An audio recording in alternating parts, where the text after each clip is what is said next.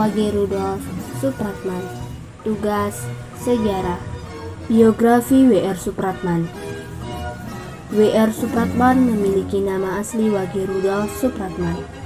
Profil W.R. Supratman dikenal sebagai Bapak Musik Indonesia atau pencipta lagu kebangsaan tanah air, yaitu Indonesia Raya.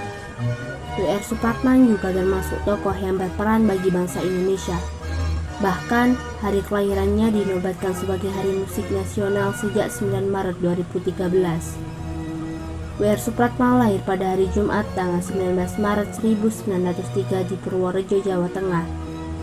W.R. Supratman lahir dari pasangan Sersan Joyono Senen Sastro Soeharjo dan Siti Senen. Meskipun dari Purworejo, ayah W.R. Supratman mencatatkan akta kelahiran putranya di Jatinegara, sehingga banyak yang menuliskan W.R. Supratman lahir di Jatinegara. W.R. Supratman memiliki 6 saudara, 1 saudara laki-laki dan sisanya saudara perempuan.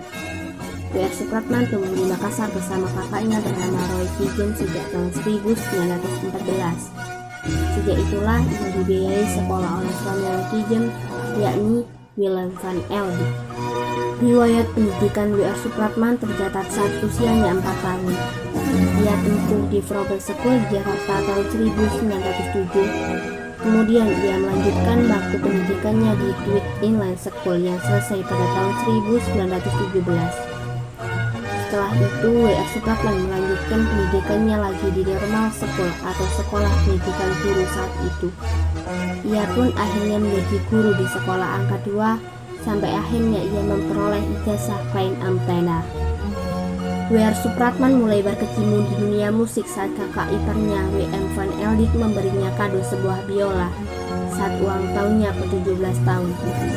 Biola itulah yang membuat W.R. Supratman akrab dengan berbagai musik, terutama jazz. Ia dan kakak iparnya pun akhirnya mendirikan grup jazz dengan nama Black and White. Tak lama kemudian, grup jazznya sempat populer di kalangan senior-senior Belanda. Sebelum sang musikus ini bertransformasi menjadi tokoh kebangsaan, ia sering berfoya-foya dan berkencan dengan senior-senior Belanda. Rupa kondisi bangsa pun berhasil mendesak dan menarik perhatiannya untuk ikut andil dalam bidang politik, terutama W.R. Supratman yang sangat gemar membaca koran pemberita Makassar.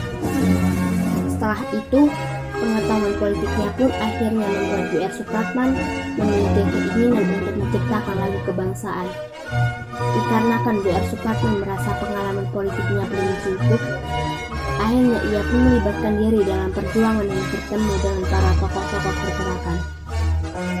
Dengan berbekal biola, W.R. Supratman pergi ke Pulau Jawa, tepatnya kota Bandung, di mana daerah tersebut adalah pusat pergerakan tokoh-tokoh muda. Sebelum sampai di Bandung, W.R. Supratman rupanya singgah di Surabaya dan akrab dengan para pelajar di sana yang penuh semangat juang. Pada tahun 1924, W.R. Supratman akhirnya pergi ke Timaling. Di sanalah ia telah membaca koran kaum muda yang akhirnya membawa W.R. Supratman menjadi seorang jurnalis. Sebelum ia diterima di koran kaum muda, W.R. Supratman sempat khusus pada politik di organisasi pembukaan Soekarno, yakni kelompok Tari Uno. Karena jurnalisme di koran kaum muda tidak berjalan lama, ia kemudian pindah ke Biro Pers Algemeen Persneus Agency atau yang disebut dengan Alpena sebagai reporter sekaligus editor. Karena kondisi ekonomi perusahaan media W.R. Supratman tidak memungkinkan, akhirnya ia memutuskan untuk beralih ke media lain.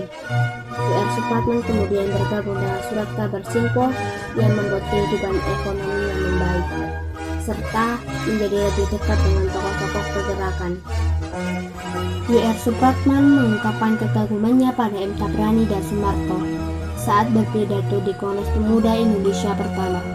Dari situlah W.R. Supratman memiliki ide untuk membuat lagu Indonesia Raya dengan inspirasi cita-cita satu nusa, satu bangsa yang digelari Indonesia Raya. Setelah kongres selesai, W.R. Supratman mulai membuat konsep lagu kebangsaan dengan tulisan dalam net balok dan angka. Akhirnya lagu Indonesia Raya tercipta dengan 3 koplet dengan bait ulangan dan irama lagu 68. Sebagai wartawan, ia ditugaskan untuk mengikuti Kongres Pemuda II pada 8 Oktober 1928 di Batavia. Namun kali Kali ini, W.R. Supratman tidak ingin hanya menulis berita, melainkan ia berinisiatif untuk menyanyikan lagu ciptaannya. Selebaran salinan lagu Indonesia Raya ia sebar kepada para pemimpin organisasi pemuda. Akhirnya W.R. Supratman mendapat izin dari Sugondo untuk menyanyikannya saat jam istirahat. Lagu Indonesia Raya dilanjutkan dengan versi instrumental W.R. Supratman yang menakjubkan. Semua peserta kongres tercengang dan terharu dengan keindahan gesekan biola W.R. Supratman. Akhirnya lirik dan notasi lagu Indonesia Raya pertama kali diterbitkan di edisi 10 November 1928. Dari terbitan surat kabar Sinku inilah akhirnya judul lagu W.R. Supratman yang semula Indonesia menjadi Indonesia Raja yang kemudian sekarang akrab dikenal dengan Indonesia Raya. Setelah itu lagu kebangsaan tersebut kemudian dibawakan lagi oleh W.R. Supratman pada pembubaran panitia Kongres kedua di bulan Desember 1928. Pada acara ini kemudian lagu Indonesia Raya dibawakan lengkap dengan liriknya dan juga dinyanyikan dengan iringan paduan suara. Berikutnya lagu Indonesia dibawakan pada acara pembukaan Kongres TNI tanggal 18 hingga 20 Desember 1929. Para peserta Kongres ini kemudian berdiri dan ikut bernyanyi mengikuti chord dan iringan biola W.R. Supratman sebagai bentuk penghormatan pada Indonesia Raya. Kepopuleran lagu Indonesia Raya pun semakin luas, hingga membuat pihak Belanda khawatir jika lagu tersebut dapat membangkitkan semangat kemerdekaan. Karena keresahan Belanda itulah, akhirnya pada tahun 1930, lagu Indonesia Raya dilarang untuk dinyanyikan di acara apapun. Pemerintah kolonial menggunakan alasan kepada publik bahwa lagu Indonesia Raya tersebut dapat mengganggu ketertiban dan keamanan. Tidak hanya dilarang, W.R. Supratman sebagai pencipta lagu juga mendapat ancaman. Bahkan ia sempat ditahan dan diinterogasi atas lirik lagu yang ia buat.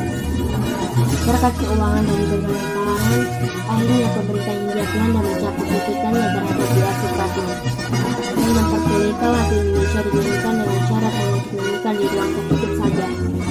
Keberhasilan lagu Indonesia Raya membuat W.R. Supratman kembali menciptakan lagu berjudul Matahari Terbit. Pemerintah Belanda kembali menahan W.R. Supratman karena ciptaan lagunya yang dianggap berbahaya bagi posisi mereka. Lagu Matahari Terbit dianggap oleh pemerintah Belanda tidak Nippon, yakni pihak Jepang.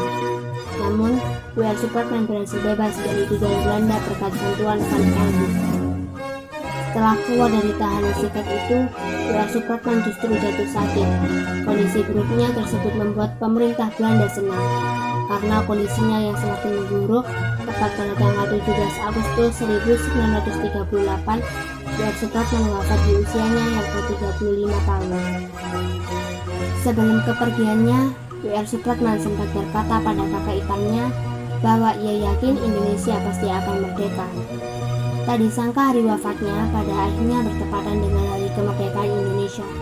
7 tahun kemudian, W.R. Supratman dikebumikan di pemakaman umum di Jalan Kenjeran, Surabaya.